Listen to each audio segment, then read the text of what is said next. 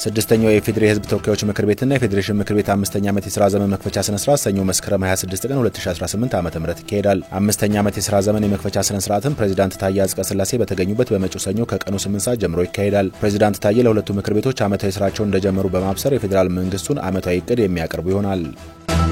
ጠቅላይ ሚኒስትር ዶክተር አብይ አህመድ ለኢሬቻ በዓል እንኳን አደረሳችሁ መልእክት አስተላልፈዋል። ጠቅላይ ሚኒስትሩ በዓሉን አስመልክተው ባስተላለፉት መልእክት ኢሬቻ የኦሮሞ የምስጋና ስርዓት መሆኑን አንስተዋል። የዘንድሮ ኢሬቻ ኢትዮጵያ የዜጎቿን የኤነርጂ ፍላጎት ለማሟላት የአባይን ወንዝ በመገደብ ታላቁን የህዳሴ ግድብ ባስመረቀችበት ማግስት የሚከበር መሆኑ ደስታችንን ድርብ ያደርገዋል ያሉት ኦሮሞ መልካ የሌለው ህዝብ ራስ እንደሌለው ህዝብ ነው እንደሚለው የባህር በር የሌላት ሀገር ኑሮ የሌላት ሀገር ናት ብለን ለህዝባችን ብልጽግና ስንል በሰላማዊና ህጋዊ መንገድ የባህር በር ለማግኘት እየሰራን እንገኛለን ሲሉ በመልእክታቸው አጽንኦት ሰጥተዋል።